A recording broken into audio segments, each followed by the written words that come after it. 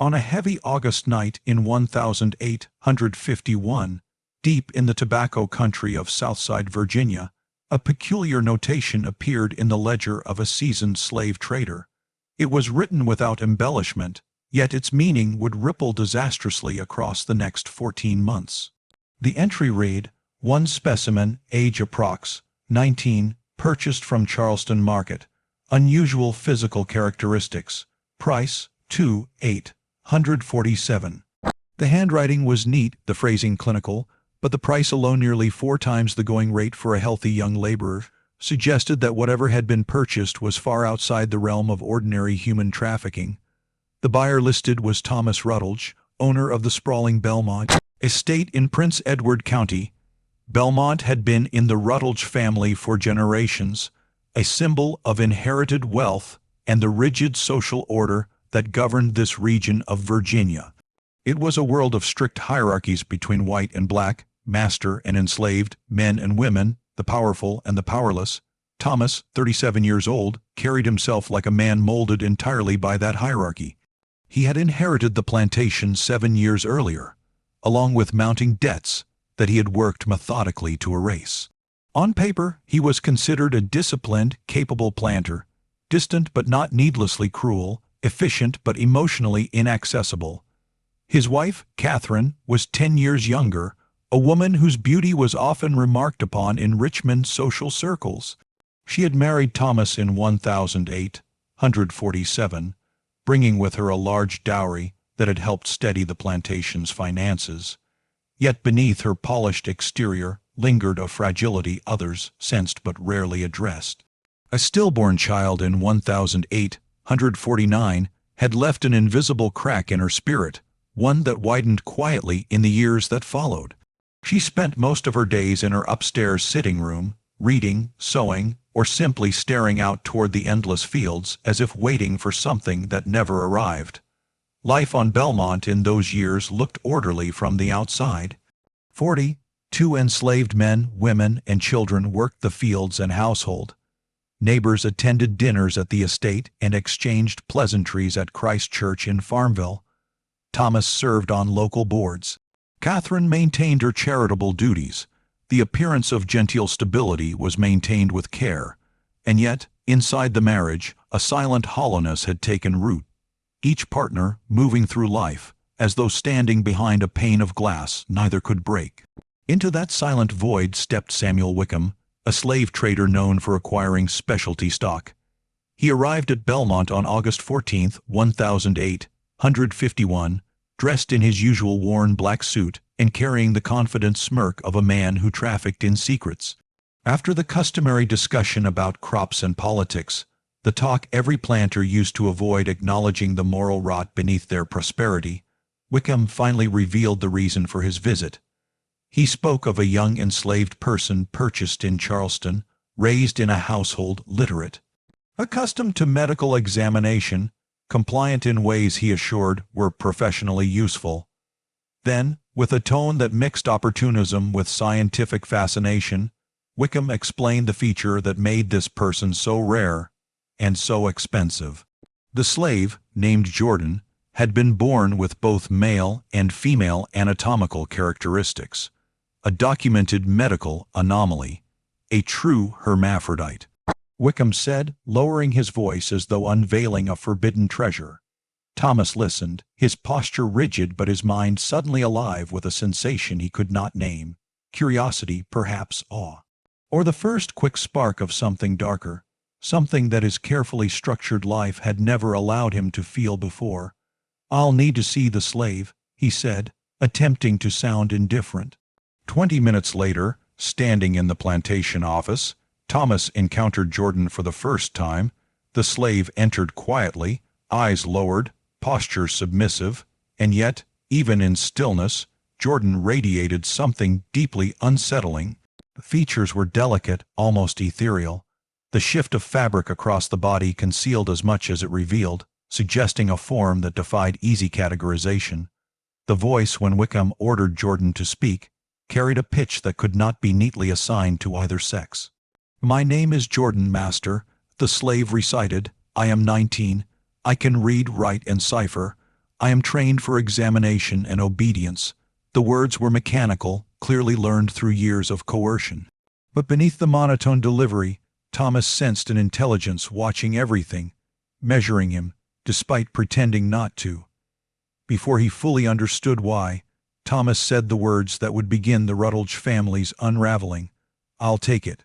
The days that followed Jordan's arrival at Belmont Estate unfolded quietly on the surface, yet beneath that stillness, something had already begun to distort the natural order of the household, pulling at threads no one could yet see. Jordan was first placed in the small cottage near the gardens, a space once used by a valet, but long abandoned.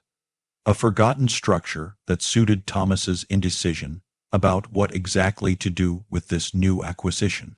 The other enslaved people noticed immediately that this was not how new slaves were usually housed, and curiosity stirred among them as they watched Jordan move through the yard with calm, almost eerie composure. Within 24 hours, however, the situation had changed.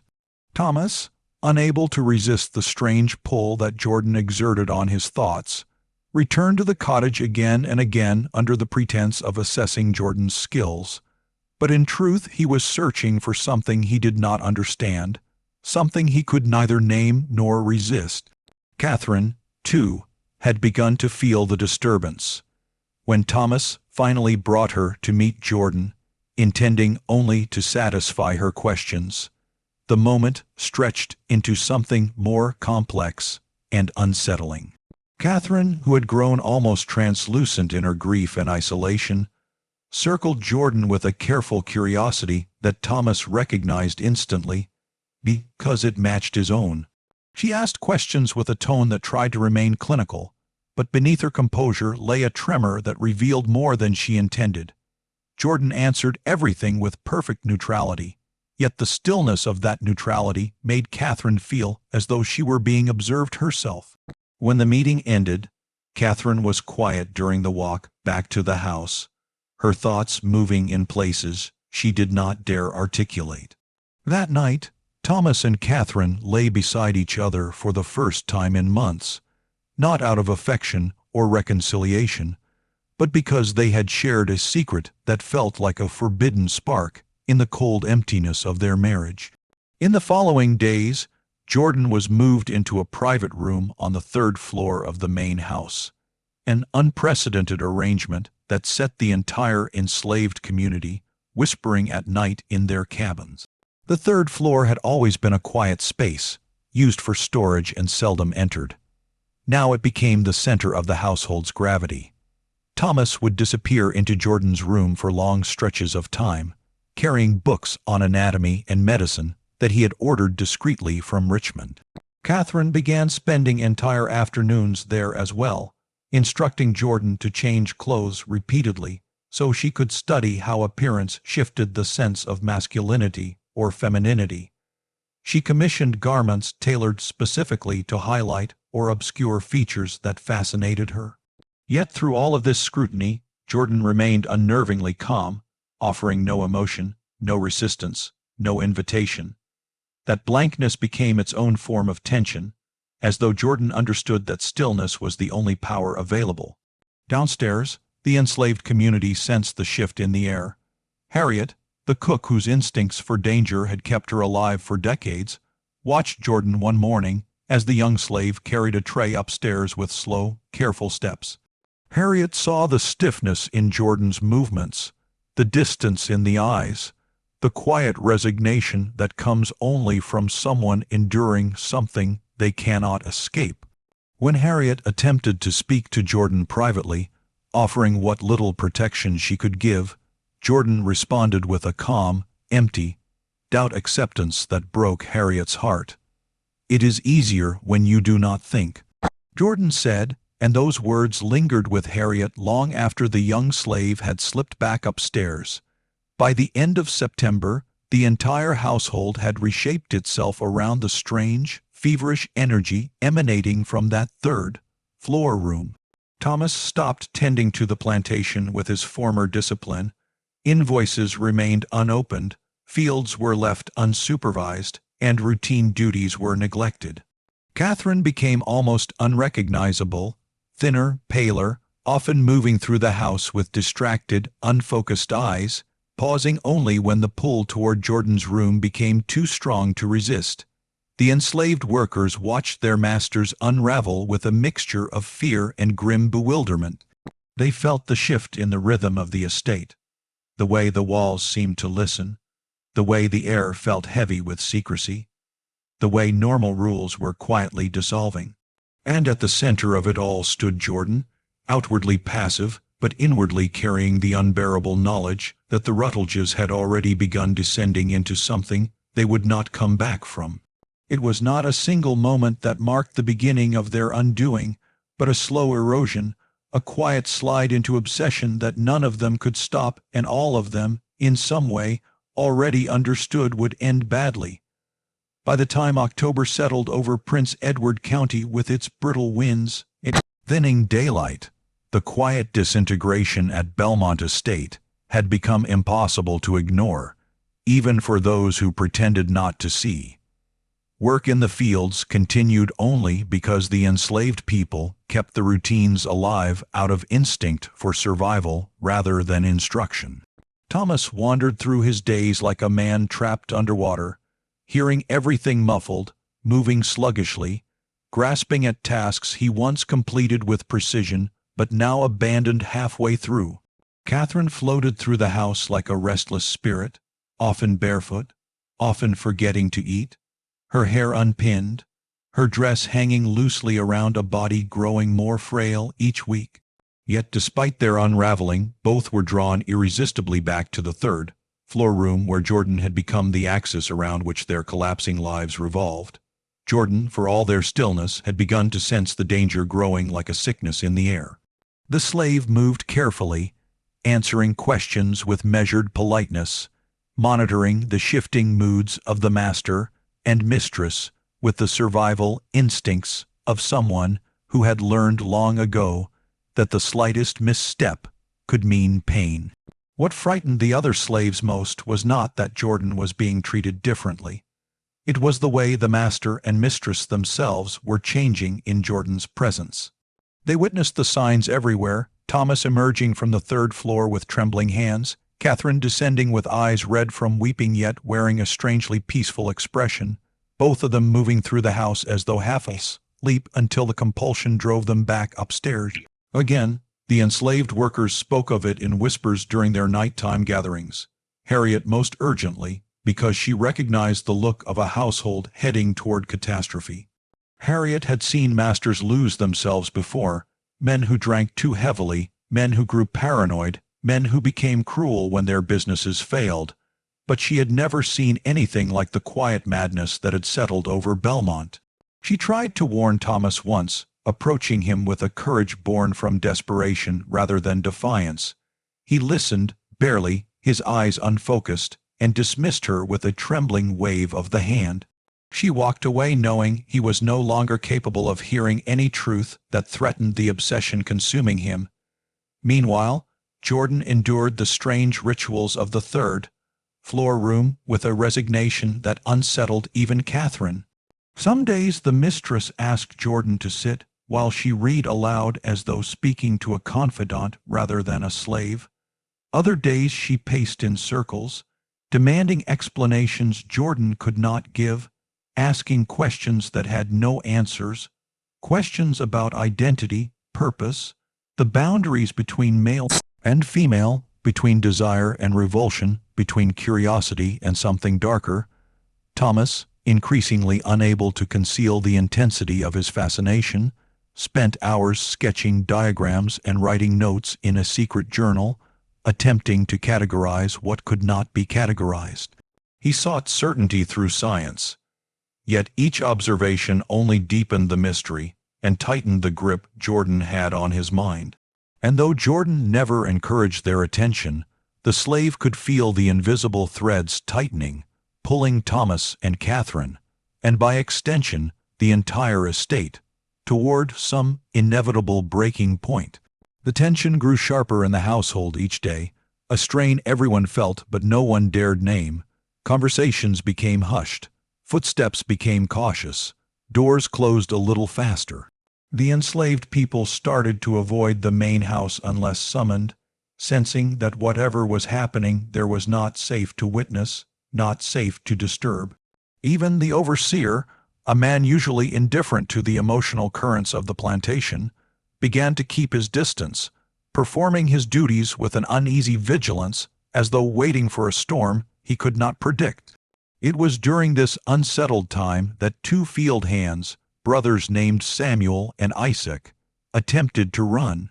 They were caught, beaten, and brought back, not by Thomas, who barely had the strength to acknowledge the incident, but by patrollers who mocked him for letting his household fall into disorder. Thomas carried out the required punishment with a mechanical detachment, unable to summon anger, unable to summon anything at all. When the lashes were done, he simply stared at the blood-darkened ground with a blankness that frightened even the overseer. That night, arguments erupted behind the door of Jordan's room. Raised voices, cracking tones, the sound of two people who no longer understood where they ended and the obsession began. And Jordan, caught between them, stood in silence, knowing more surely than ever that the boundaries that once governed this household had dissolved completely, leaving them suspended in a dangerous, unpredictable space where anything might happen next. The first days of November fell over Belmont Estate with a bleakness that seeped into every corner of the house, and by then the quiet disintegration that had taken root months earlier had grown into something sharp enough for everyone to feel, even if no one dared name it aloud. The enslaved workers kept the plantation functioning out of instinct rather than direction, because Thomas no longer gave coherent orders, and Catherine no longer supervised the household with anything resembling awareness. Catherine had become ghostly, her skin almost translucent, her steps slow and unfocused, her dark hair twisted into careless knots that slipped loose as she wandered the halls with a distant expression that frightened even those who had served her for years. Thomas fared no better. He moved with the distracted agitation of a man who no longer recognized the world around him, pacing the halls at night, muttering to himself, sometimes stopping outside Jordan's door for long stretches as if listening for something only he could hear. And through it all, Jordan endured the suffocating tension with the same controlled stillness that had defined the slave's existence since arriving at Belmont. Jordan's neutrality was a survival instinct, but it had become something else too, something that unsettled everyone who interacted with them. The other enslaved people watched with a mixture of fear and pity as Jordan emerged from the third-floor room each day, walking carefully, carrying trays with the precision of someone terrified of making a sound. It was clear that Jordan was not thriving under this strange attention. The slave had become thinner, quieter, and moved with a studied caution like a candle flame, trying not to flicker in a room full of drafts. Catherine, despite her increasing frailty, clung more tightly to Jordan's presence, speaking to the young slave in long, rambling monologues about her loneliness, her failures, her grief for the child she had lost, her fear of who she was becoming. Jordan listened without protest, without emotion, without the small gestures of comfort that might have softened Catherine's unraveling. It was not cruelty, but exhaustion. Jordan simply had nothing left to offer anyone.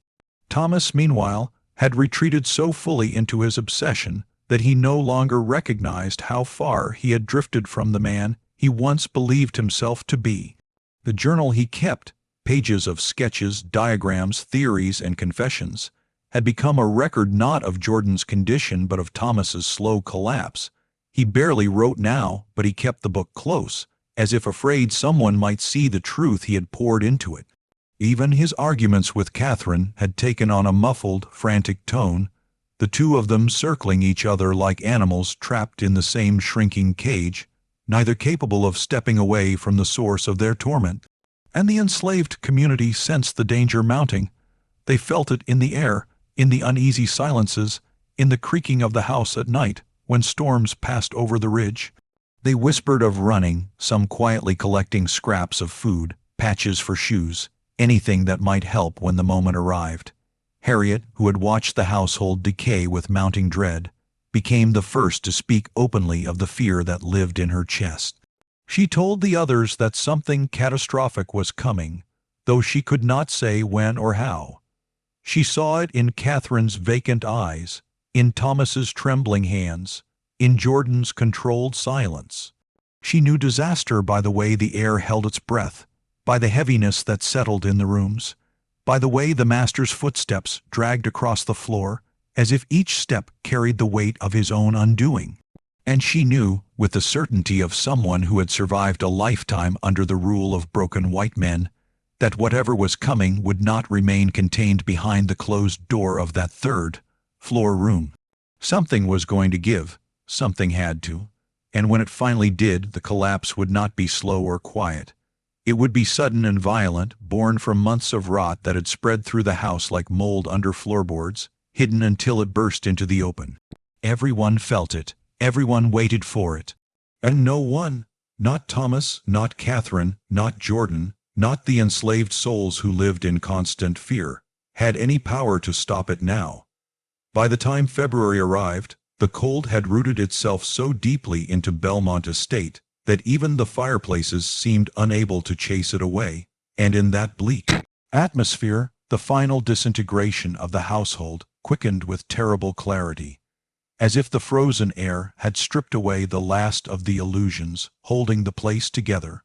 Snow had come down in thick waves through January, isolating the plantation from the world beyond its boundaries, and instead of drawing the family closer in hardship, the isolation turned the estate into a closed chamber where every unspoken tension amplified, every obsession sharpened, every weakness became unbearable. With the roads frozen and no visitors arriving, Thomas stopped pretending to manage anything at all. His days blurred into nights, marked only by the sound of his footsteps pacing along the upstairs hallway or the dull thud of a whiskey bottle set too hard on the table beside him. He barely slept, barely ate, and when he did speak, his voice carried the thin, brittle tone of someone who had forgotten how normal conversation worked. Catherine fared even worse. Whatever thread had been keeping her tethered to her old self finally snapped during this long winter, leaving her moving through the house like a woman suspended between the living and the dead, her eyes hollow, her voice faint, her body so frail it seemed a strong wind might push her to the floor. She spent nearly every waking moment in Jordan's room now, sitting near the window or at the foot of the bed, talking in circles, clinging to the slave's presence as though it were the only thing preventing her from dissolving entirely. Jordan responded to her with the same quiet patience, not out of devotion but out of necessity, because any deviation from the expected passivity might provoke something unpredictable in the mistress whose mind was unraveling in real time. Yet even Jordan, who had endured a lifetime of being examined and controlled, had begun to show small cracks, moments where the voice trembled, where the mask slipped just slightly, where exhaustion carved deeper lines into the already thin face. These changes worried the enslaved workers even more than the madness consuming the master and mistress, because they knew that when the powerless falter, the powerful lash out. Harriet refused to bring food upstairs anymore, sensing danger in every step toward that room, and Catherine's response was to fetch her own meals or go without, sometimes forgetting she had not eaten for an entire day. The rest of the household behaved as though walking across thin ice, aware that beneath them was a deep, dark water waiting to swallow anything that made too much noise. The overseer noticed, too, though he said nothing, his own survival instincts warning him that whatever was happening in the main house was beyond his authority, beyond reason, and beyond the usual patterns of a failing plantation. Still, there were moments when the truth flashed through with brutal honesty, such as the morning when Catherine, her hair unbrushed and her robe hanging loosely around her thin frame, asked Jordan why they had not run away, why they had not tried to escape the suffocating weight of Belmont when they had the chance. The question stunned even Jordan, who rarely reacted to anything. It was not defiance in Catherine's voice. It was longing, confusion, a desperate search for answers that could make sense of her own descent. Jordan's response was quiet, almost tired, explaining that escape was not a luxury afforded to someone born marked as different. Someone who would be noticed instantly anywhere they went. Someone whose very existence invited scrutiny, fascination, and danger. Catherine wept at the answer, not because she understood Jordan's plight, but because she saw her own despair reflected in the words, and could no longer tell where Jordan's suffering ended and hers began. Thomas witnessed this collapse from a distance, unable to intervene, not out of restraint, but because he lacked the clarity or strength to confront what he had helped create. His guilt gnawed at him in slow, relentless waves, though it did nothing to change his behavior. Instead, he began avoiding Jordan entirely, wandering the house aimlessly, avoiding mirrors, avoiding sunlight, avoiding anything that forced him to see himself clearly. The enslaved workers whispered among themselves that the master had lost his mind, that the mistress was dying of sorrow, and that the strange young slave in the upstairs room was caught between them like a trapped bird with nowhere left to fly. Every night the tension in the house grew thicker, the air heavier, the silence louder, until even the creaking of the old wooden beams sounded like warnings. Something was coming, something terrible.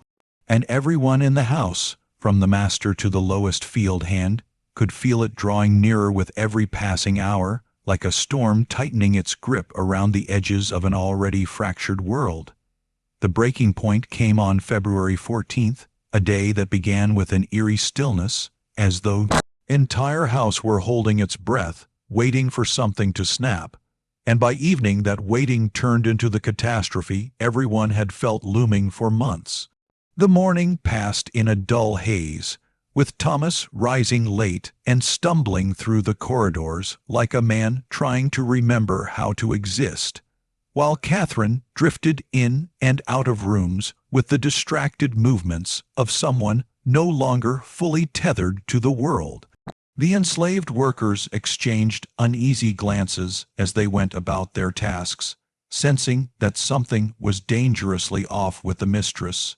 Her eyes had taken on a glassy, faraway look, and her hands shook as she poured her morning tea before abandoning the cup untouched on a hallway table. Jordan noticed it too. When Catherine came upstairs that afternoon, her voice unusually soft, her gestures strangely deliberate, Jordan felt a coldness settle in the pit of their stomach, a warning born from a lifetime of reading danger in the slightest shifts of a master's face. The storm outside only worsened the feeling, for rain had begun to lash against the windows as dusk approached, and a low thunder rolled across the hills, rattling the old house with each distant rumble.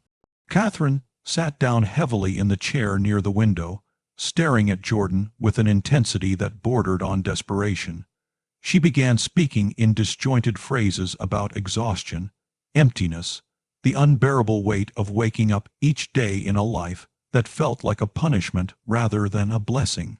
Her words tumbled out in a torrent that frightened Jordan more than any anger ever had. The fragile composure that Catherine usually clung to had crumbled completely, leaving her raw, exposed, and unpredictable.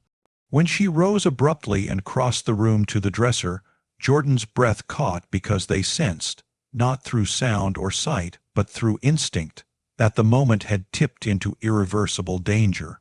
Catherine opened a drawer with trembling hands and pulled out one of the dueling pistols Thomas's father had once kept locked away. Jordan recognized it instantly, recognizing too that Catherine must have taken it days earlier and hidden it, knowing even then that something inside her had been inching toward this moment. Jordan tried to speak, tried to steady the trembling in their voice, urging her to put the gun down, urging her to sit, to breathe, to let the storm pass. But Catherine was beyond hearing. Her anguish spilled out of her in broken sentences, about the child she had lost, the emptiness in her marriage, the shame of her desires, the horror of what she and Thomas had done to Jordan in their selfish attempts to fill the voids in themselves. Her hands shook violently as she pointed the gun toward Jordan, not with malice, but with a frantic, unfocused terror, as though unable to decide whether Jordan was the cause of her pain or merely the witness to it. Lightning flashed, illuminating the room in a stark white glow, and in that moment the door burst open. Thomas stood there soaked from the storm, his hair plastered to his forehead, his coat dripping onto the floor. The sound of Catherine's raised voice must have reached him downstairs, pulling him back into the nightmare he had helped create. He moved toward her with a cautious, pleading tone he had not used in months, his voice cracking as he begged her to hand him the pistol, to let him take it from her, to stop before something irreversible happened. But Catherine was beyond persuasion. Her eyes, when they flicked toward him, were full of a wild despair that frightened even Thomas, who had witnessed her slow decline every day. She screamed that there was no fixing what had happened, no mending the horror they had made together, no way to erase the violations they had justified under the guise of curiosity. And then, as though a decision had formed in her mind with sudden clarity, her hand stopped trembling, her grip steadied, and she lowered the pistol not at Jordan or Thomas, but toward herself. Jordan's breath caught. Thomas lunged, but the gunshot cracked through the room before either could reach her, filling the air with a smell of burnt powder and tragedy so sharp it seemed to darken the lamplight. Catherine collapsed instantly, her body striking the floor with a sickening finality as blood spread across the wooden boards. And in that deafening silence that followed, broken only by the fading echo of the shot and the storm raging outside, the last fragile remnants of the Rutledge household finally crumbled into ruin. Catherine did not die immediately, and the hours that followed her collapse stretched into a long, torturous vigil that left the entire household suspended between horror and helplessness, each person trapped in their own version of grief, guilt, or fear. Thomas fell to his knees beside her, making broken sounds that barely resembled words, his hands hovering uselessly over her body, as though searching for a way to reverse what had already been set into motion. Blood pooled beneath her head, dark and slow, moving, seeping into the cracks between the floorboards, and Jordan stood frozen near the window, their breath shallow, their mind struggling to comprehend that all the warnings everyone had sensed for months had finally erupted into violence. Someone downstairs screamed when the sound of the gunshot echoed through the walls, and soon the enslaved workers gathered in the hallway, afraid to come closer but unable to move away. Harriet clutched the doorframe with white, knuckled fingers, murmuring frantic prayers under her breath as she strained to hear what was happening on the third floor. Inside the room, Thomas finally found enough strength to shout for help, his voice hoarse and strangled, and within minutes the household doctor was summoned through the storm, arriving with a soaked coat, a leather bag of instruments, and a grave expression that deepened further when he saw the reality waiting for him upstairs. He examined Catherine carefully, his hands steady, his voice low, and when he finally spoke it was with the measured calm of a man delivering a truth he knew would break the listener. The bullet had torn through bone and tissue in a way no medicine could repair. She was still breathing, but her body was already turning cold, her consciousness fading into some unreachable space between this world and whatever lay beyond. She would not recover, she would not wake, she would not speak again. Thomas listened without hearing, nodding mechanically, his eyes fixed on his wife's unmoving face as though sheer will might call her back. The doctor left him with murmured condolences and instructions to simply wait. And so Thomas waited, hour after hour, slumped beside the bed where Catherine now lay, her breathing shallow, her face drained of color, her lips parted slightly as though caught in the middle of a final unfinished sentence. Jordan tended quietly to the basic tasks that needed doing, bringing water, changing cloths, offering a steady presence without comment or judgment. For once, Jordan's careful neutrality was not a survival mechanism, but a mercy. There were no words that could soothe the devastation in that room, no gesture that could ease the crushing weight Thomas carried as he watched his wife die in unbearable slow motion. The storm outside eventually softened to a steady rain, and somewhere in the darkness before dawn, Catherine's breathing shifted, First a slight rattle, then a long pause, then a final exhale that slipped so gently from her body it was almost indistinguishable from silence. Thomas leaned over her, calling her name as though she might turn her head, might blink awake, might do anything at all to deny the truth settling heavily between them. But Catherine was gone. The warm hand he had been clinging to turned cold. Her chest no longer rose. Her eyes, half open, stared dimly ahead without recognition. For a long time he did not move, did not speak, did not even seem to breathe. He existed in a frozen, hollow space where grief had stripped away everything: anger, pride, reason, identity, leaving him a man emptied of all that had once defined him. When Jordan finally spoke, standing quietly in the doorway, it was only to remind him that the others needed to be told, that the rituals of death had to be followed, that someone had to carry the news through the house. Thomas looked up with a face that no longer resembled the man who had once confidently ruled Belmont. His gaze was sunken, his expression ruined by guilt and exhaustion, and when he spoke, it was to lash out in one last desperate attempt to shift the unbearable weight crushing him. He blamed Jordan. He said the words with a flat, lifeless tone, as though speaking them aloud might make them true, might free him from the responsibility he refused to confront. But Jordan, even in exhaustion, met his gaze with steady clarity, offering no anger, no fear. Only the truth neither of them could escape. This destruction was one the Rutledges had wrought upon themselves. Nothing Jordan said or did could soften that truth. Nothing Thomas said could erase it. The morning light eventually crept across the floor as the storm clouds broke apart, and in that pale gray dawn, the future of Belmont Estate began to shift, carrying everyone toward the inevitable consequences of what had unfolded in that room. In the days after Catherine's death, the house slipped into a muted silence that felt heavier than the storm that had preceded it, a stillness broken only by hushed footsteps and the occasional distant sob of someone trying to grieve quietly behind a closed door. Yet beneath that sorrow lay a restless unease, for everyone sensed that Catherine's death was not the end of the tragedy but the beginning of its long shadow. Thomas moved through the rooms like a man carved from stone, speaking only when absolutely necessary, his voice stripped of emotion, his face hollowed by a grief so deep it seemed to erase his former self.